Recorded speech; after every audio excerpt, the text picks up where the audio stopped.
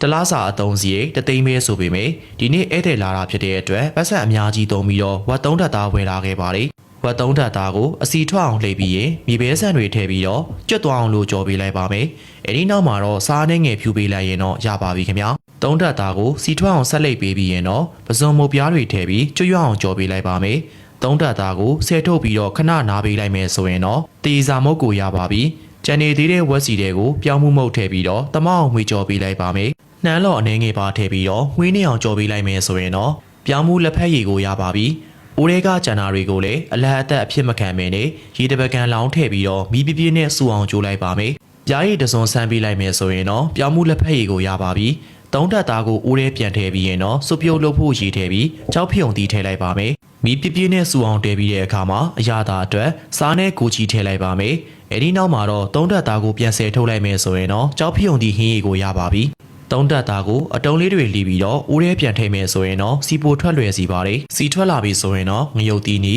ကြက်သွန်ဖြူမုံလာရွက်ထဲစားနှဲငယ်ထည့်ပြီးတော့သူ့ကိုတမအောင်မှွေကြော်ပေးလိုက်မယ်ဆိုရင်တော့ထမင်းမိန်စီတဲ့ဝက်မုံလာကြော်လေးကိုရပါပြီဟင်းရတာပေါ်ပြီဆိုရင်တော့3ဓာတ်သားတွေကိုပြန်ရွေးထုတ်ပြီးတော့ဆက်ချက်ဖို့လုပ်ပါမယ်3ဓာတ်သားကိုစီထွက်အောင်ကြော်ပြီးရင်တော့ငုံဥတွေထည့်ပြီးအခွန်ရှုံသွားအောင်လို့ကြော်ပေးလိုက်ပါမယ်အဲဒီနောက်မှာတော့တကြားရည်အနှဲငယ်ထည့်ပြီးတော့အယောင်တက်အောင်ကြော်လိုက်ပါမယ်ပြီးရင်တော့ရေထဲစားနဲ့မဆလာအနေငယ်ထည့်ပြီးတော့စူအောင်တည်ပေးထားလိုက်ပါမယ်။ကိုရီဆမ်းပြီးတော့မီးပြပြနဲ့အနှစ်ကြောင်ချက်ပေးပြီးရင်တော့ငုံဦးဝတ်တနီချက်ကိုရပါပြီ။အဲဒီနောက်မှာတော့3ဓာတ်သားတွေကိုပြန်ရွေးထုတ်ပြီးတော့ဆက်ချက်ဖို့လုပ်ပါမယ်။3ဓာတ်သားကိုဓာတ်နဲ့လီပြီးတဲ့အခါမှာအိုးထဲပြန်ထည့်ပြီးတော့စီထွက်အောင်မှွေကြော်ပေးလိုက်ပါမယ်။စီထွက်လာရင်ပဲပြားတွေကိုထည့်ပြီးတော့သူ့ကိုမျက်နှာပြင်အားလုံးရှေးဝါရောင်တန်းအောင်ကြော်ပေးလိုက်ပါမယ်။သူတွေကိုငရုတ်တီးနီကျက်သွန်ဖြူနှုတ်စင်ဘဲငက်ပြာရီအကျဲအနှဲငယ်ထည့်ရေဖြန်းပြီးတော့2မိနစ်လောက်တည်ပေးလိုက်ပါမယ်။ကိုရီဆန်ပြီးတော့အနှစ်ကြောင်ချက်ပေးပြီးရင်တော့ပဲပြားဝတ်သားချက်ကိုရပါပြီ။ပဲပြားတဲ့အရသာဝင်သွားပြီဆိုရင်တော့3ဓာတ်သားတွေကိုရွေးထုတ်လိုက်ပါမယ်